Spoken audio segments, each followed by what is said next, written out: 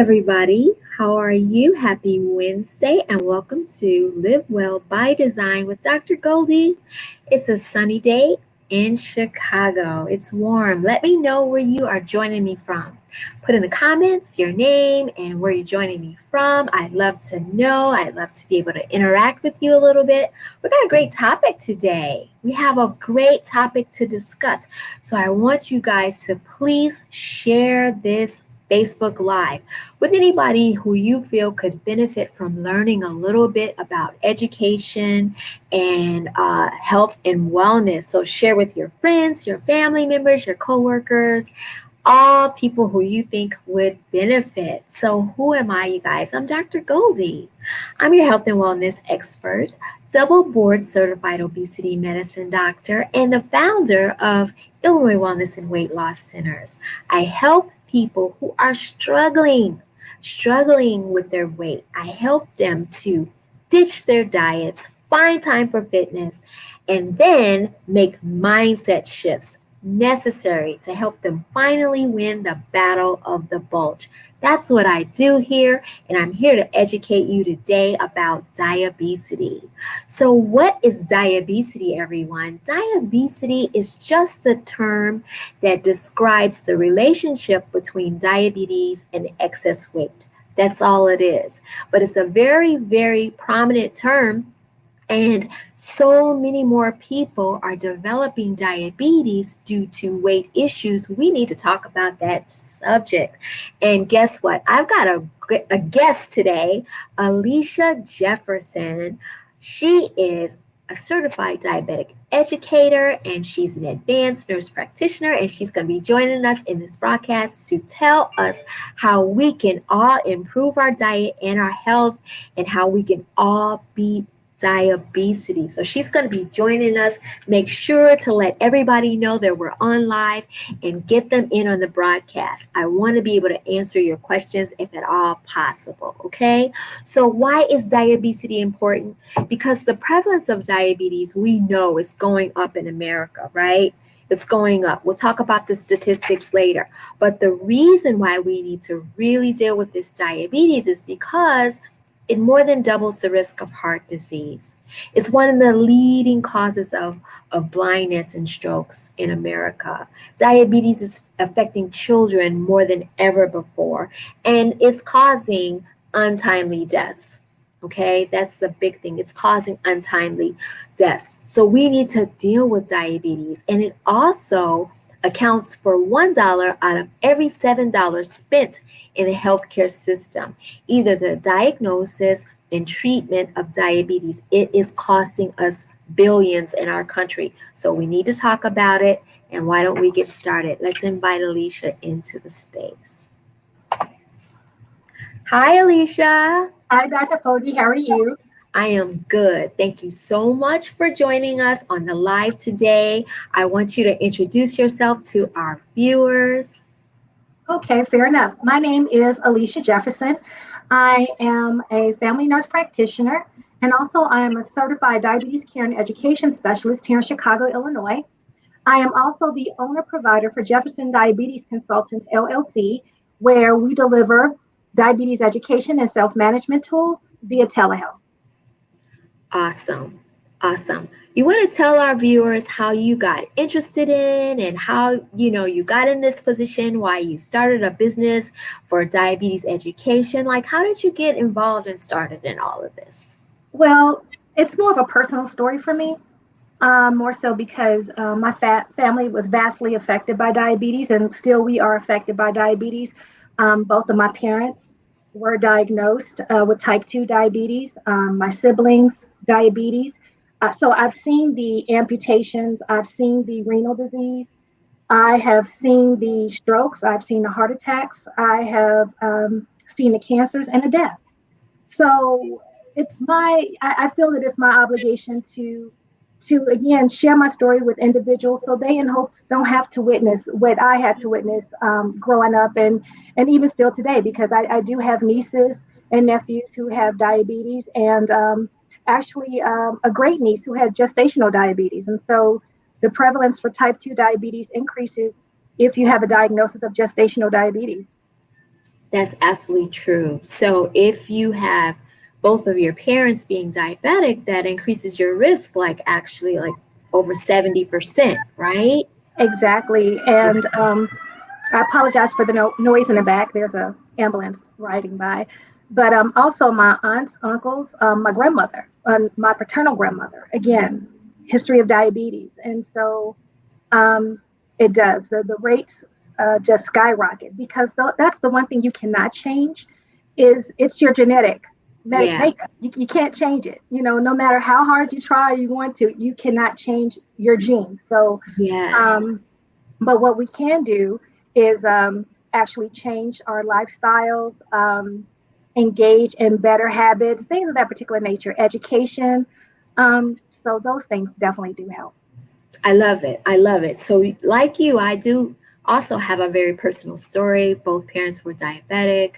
All of the things, occurred in my dad as well. They both had untimely deaths. And so, what I tell my clients all the time is that I was diagnosed with prediabetes just by going for a routine life physical, like a life insurance physical. Hmm. And I mean, that was huge for me because I don't consider myself at an unhealthy weight. I exercise all the time. So genetics is a huge risk factor. But getting that diagnosis of prediabetes, and in fact, one in like 80 million people in America are pre-diabetic and don't even know it. But getting that diagnosis of pre-diabetes really changed my approach to my health, and it really helped me make some changes in order to try to get my numbers back on track, and not just get them back on track, but every day I feel like I'm working, I'm struggling, I'm striving to keep my numbers in check, Hmm. right? So, how do we make the diagnosis of diabetes? The way we do that is with our blood sugar testing, right? So, generally, not just a fasting blood sugar is checked, but a hemoglobin A1C is checked. And that is a reflection of the amount of glucose that sits on the red blood cell. And so by checking your hemoglobin A1C levels, we can tell how controlled your sugars have been over the last 3 months, right? That So is if you correct. have a hemoglobin A1C that's over 5.6, then it's abnormal. So somewhere between 5.6 to 6.4 is kind of in that borderline range. And then 6.5 and above is considered diabetes, right? Exactly, Right. exactly. And even myself, I don't know if I mentioned that previously, I also have a history of diabetes. And like you, um, gosh, I received the diagnosis of prediabetes when I was in nursing school, actually. And for me, I couldn't understand, something just didn't quite feel right, where it had become almost a habit where I would fall asleep after I ate, and that was just not normal. And granted, I knew, obviously, I'm tired, I'm stressed from nursing school, things of that particular nature. And so when I actually had my nursing school physical, I had spoken with my provider at that time, and she was well aware of my family history. And so she's like, okay, well, I will test you for diabetes. Let's see if, this is what happened. So I did get the results back at that time. I was diagnosed as having pre-diabetes. And from there, I was referred to a nutritionist who helped me actually just modify some things in my diet. Um, and it wasn't that I was eating anything that was excessively fatty or high in calories or anything like that. But what we had identified was that I was not consuming enough fiber in my diet to help me. In addition, I was not exercising.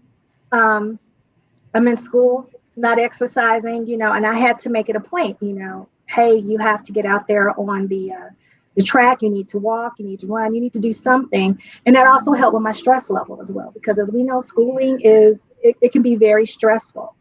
Yeah. Um, so that those are some things that help me, and I understand just listening to various stories from various patients that I've had throughout the years. Sometimes when people hear that diagnosis of diabetes or pre-diabetes, um, it's almost as if someone told you you have a death sentence. Wow. And Wow. And then when you speak to them about insulin, they immediately say no. They're resistant for the most part, some of the individuals that I had encountered. And it really, you have to sit down and listen to their story. You should. Yeah. And when I asked, what's wrong? Why are you afraid of insulin? Talk to me. And it was because they had a loved one who had diabetes, and they equated the insulin usage with death. Wow. They actually thought that the insulin killed their loved one. Okay. Um, Okay. and So so, that's sort of like a lack of education here, right? it's so multifaceted in regards to how diabetes, just the concept itself, and how that affects various people. Yeah. So, because you do hear these stories, and you don't want to discount anyone's experience by No. any means. But yes, you do have to educate. You definitely have to talk about the way that the medication works, Yeah. what its purpose is, Yeah. and what is our goal. Yeah. Is it the goal to stay, on insulin for years? Is it the goal to stay on insulin for 3 months? What is the goal? So let's work toward a common goal.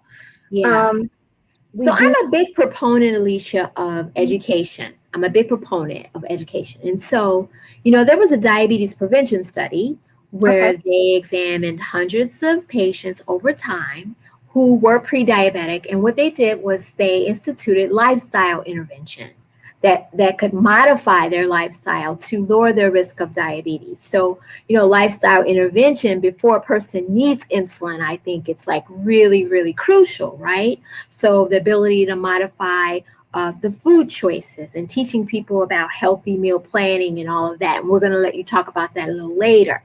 But their food choices, allowing them to work on stress levels. Because, yes, stress increases the risk of diabetes, but that's a modifiable thing. And then the activity or exercise or movement in our lives. These are all the things that can be modifiable before someone necessarily needs medication therapy. So I want to Exactly. preface by saying that.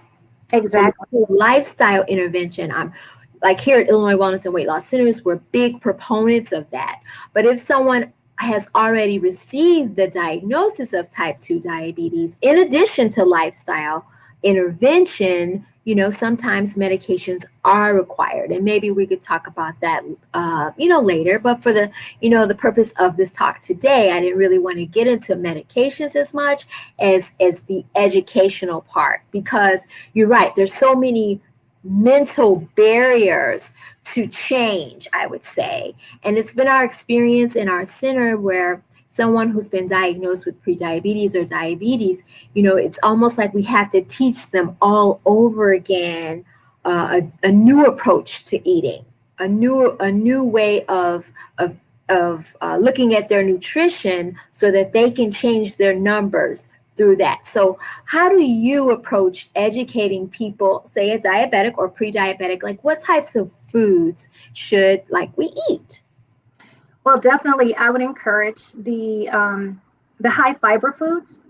And I guess we can all agree or remember the song or the antidote saying, an apple a day keeps the doctor away. That is true. I won't necessarily say, oh, you have to run out and get apples, but for the most part, apples are very high in fiber, and fiber actually helps the gut, as it relates to the exceeding amounts of sugar. It actually helps to absorb that. So it acts much like a sponge.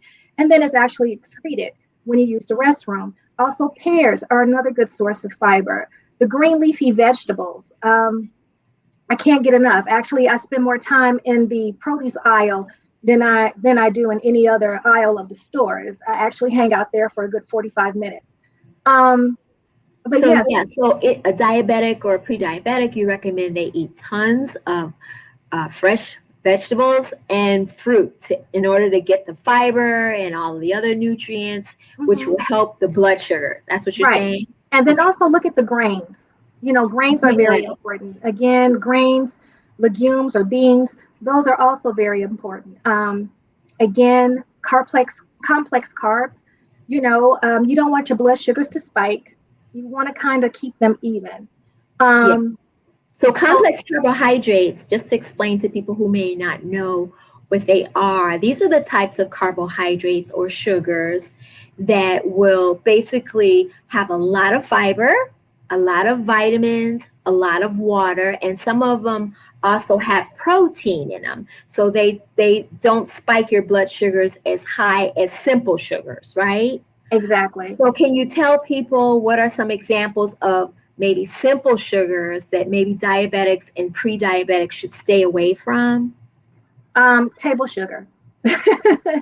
Table sugar, artificial sweeteners, for the most part, I would stay away from those or at least limit. And the same with the sugar, just limit. Soda. I wish I had a can of soda with me here today. I could actually show you that if you just took your typical can of soda in regards to carbohydrates, which are actually broken down into sugar, um, if you look at the can of soda, it has about 35 grams roughly worth of sugar, or 35 grams of carbs. I'm sorry. And then Right. out of that 35 grams, roughly you have maybe 33 or 34 grams that are related to sugar.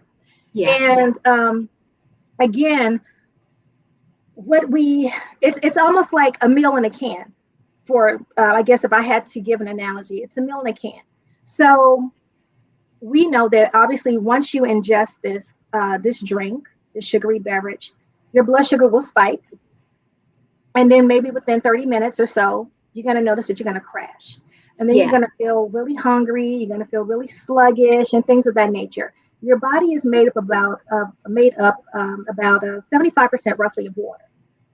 So give your body what your body naturally has, which is water. Yeah. Um, So, you know what I tell my patients who are trying to avoid soda, and so then they start drinking apple juice and cranberry juice instead? I tell them no, that's a bad decision, right? So the added sugars are also in the fruit juices, and this is exactly. terrible because we raise our kids bringing them up on juicy juice, and we're like, oh, just give the kids some juice. They can't have soda. When in reality, because they take out all the fiber out of the fruit juice, right, out of the fruits and make a juice that's artificial and processed, kids are getting just as much sugar from juice as soda. Isn't that right? Exactly. Right. So, Exactly. like the standard American diet is just, in my opinion, it's really bad for us. Like you're saying, the processing of the sugars and the added sugars to all the grains. And I tell people that everything that you buy in a bag, in a box, or in a can, you need to read the label. You have to read, but it's sometimes, and I think they recently changed the Food and Drug Administration, I believe, or the USDA. I can't remember which organization it was offhand. Actually, just had gone in and revamped the Hmm. labels on foods and beverages, because we do need to be a little bit more transparent um, in regards to what you are consuming. You're entitled. That is your right. Yes. Um, I've So you actually don't believe in soda tax, right? exactly. So um, I've actually, I had some parents cry because, they're like, hey, I'm doing the best I can with my child. I didn't know I was hurting my child by giving my child, said juice. They said on the label or on the commercial that it's 100% juice. And, after I consoled the parent, I did explain that anything that is stored on the shelf in the store has sugar, salt, and some other type of preservative included in Absolutely. order to increase the shelf life. Yes. And so the best alternative to a sugary beverage is a piece of fruit. Absolutely. So don't drink our calories, is what you're saying. Exactly. Please And don't. so educating like the parents, that must be so important because you're right, we're misled. The food industry has misled us. And like what I teach my patients here at Illinois Wellness is I just tell them just stay away from the standard American diet. Just stay away. Really embrace whole foods and really like try to stay away from quick things, processed things, and definitely fast food and junk food. Because if you can stay away from all of the processed sugars, there's a really good chance that your blood sugars are going to improve without medication, right? And then your weight will improve. If you Exactly. just really, really hone in on your nutrition, and I understand it's hard because I grew up in the 70s and we had frosted flakes, sugar corn pops, apple jacks, all of that stuff. And they said, well, it's fortified with vitamins. So give your kids these cereals when in actuality, like it was a horrible thing to do, right? Yeah, we really do need to read the labels. We have to encourage um, our clients to, read the labels, teach them how to read the labels because not everyone knows how. Yeah. Um, Is and that they what don't you know do the in difference. your practice? Is that what you do? You teach Yes, people how to I read the have. food I labels? have. And previously I've worked with various nutritionists and they were awesome because, you know, they educated regarding the plate method.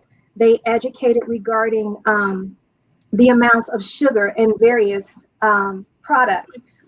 We do know, as you said before, 34.2 million US adults will have diabetes, and this is per the CDC. And out of that 34.2 million, 90 to 95% of those individuals have type 2 diabetes. Um, and if we're looking at children, about 75% of those cases are for children who have a family member who has diabetes. Yeah. We know that diabetes is the seventh leading cause of death. We Yeah. know that it's also the number one cause of kidney disease or kidney failure, lower limb amputations, adult blindness. Yeah. And so I guess maybe we should talk a little bit more about the diabesity concept and what is that relationship like as it relates to both diabetes and obesity? How do they coexist? Yeah. So people who are struggling with weight are more likely to be diagnosed with diabetes. It doesn't mean that you're going to automatically have it, but you are more likely to develop diabetes if you have overweight or obesity. And studies show that if you're suffering from weight, if you just lose 5 to 7% of your weight, that can improve your numbers. That can improve and decrease your risk of diabetes. So that is huge. So 5 to 7% is not that much, right? But just doing that can really help your numbers. It will. It will. As far as what diabetes is, specifically speaking, type 2 diabetes. Yes.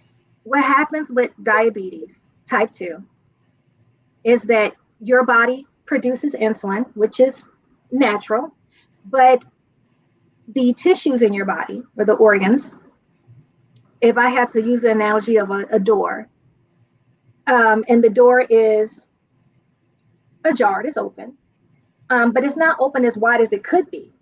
So, what happens with diabetes type 2 is that your sugars, the carbohydrates, every carbohydrate that you either drink or eat breaks down into sugar, and the sugar is not properly used by those tissues because the door is not open as wide as it could be.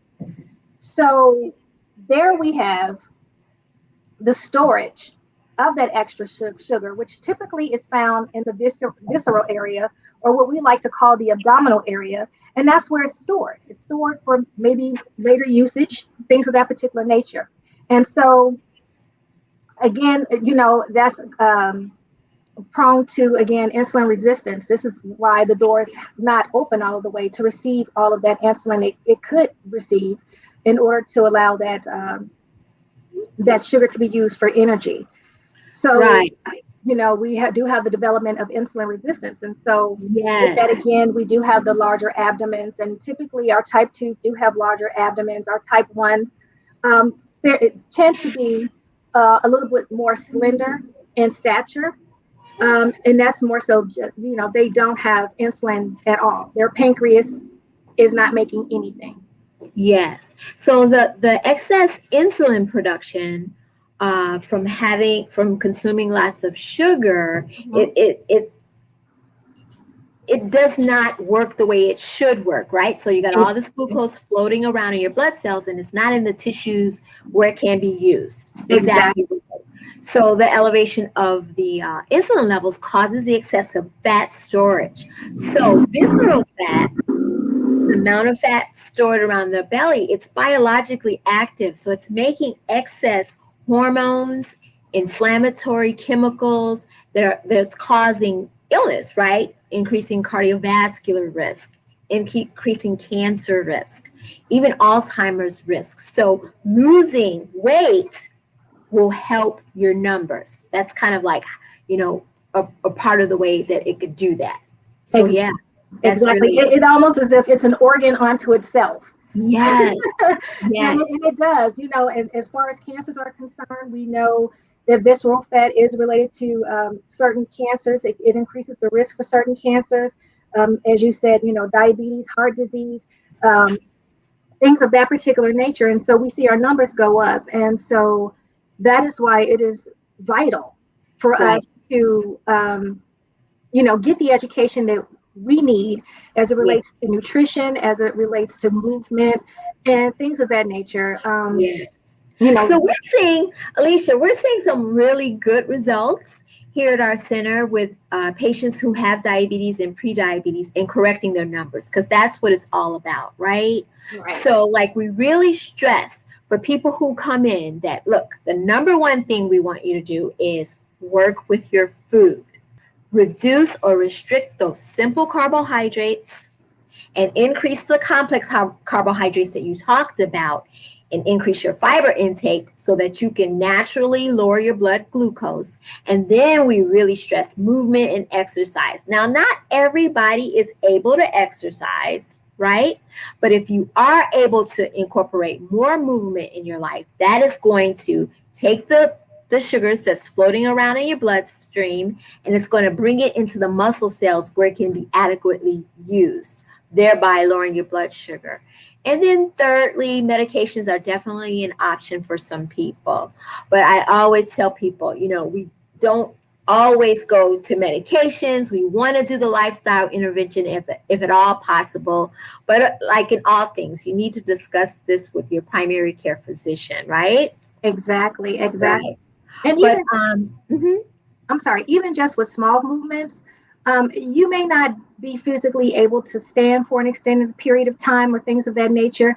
But I've had patients, previous patients, and I've told them, I was like, do you have a can in the house, a small canned good item in the house, which is about 2 pounds roughly? If you do, get that canned good and let's start doing arm exercises.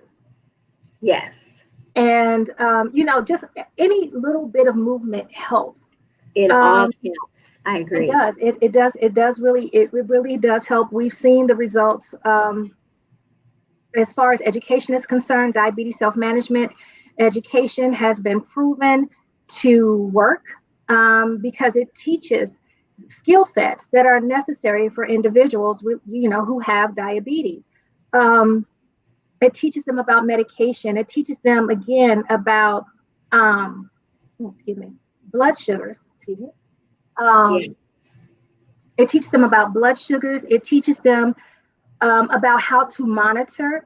We have new devices on the market right now. So I know yeah, people were a little, mm, about the finger pricks. We now have the continuous glucose monitors or CGMs that you can wear, and it gives us a snapshot, actually in real time, of what's happening. yeah. Um, I've so prescribed those, and those are like excellent if you don't need to, yeah, they are. pick yourself every day. They So, are. Alicia, how do people find you? Where do people find you? How would someone who's diabetic go about scheduling an appointment with you for diabetes education to learn more about what you do? Definitely. Right now, my website, unfortunately, guys, it is under construction. However, my office number is 312 9392. Again, office number is 312-488-9392. My office hours are Monday through Thursday, 10 a.m. to 5 p.m. Friday and Saturday, 9 a.m. to 1 p.m. And of course, if you desire an early morning appointment, an after hour appointment, or same day appointment, it's possible. Um, just give us a call. We're here to help. As far as an email, if you would like to email me, you have some additional questions, feel free. You can email me at JDC. That's J as in Jefferson, D as in diabetes, C as in consultant, the word diabetes. So it's JDC diabetes, one word, at gmail.com.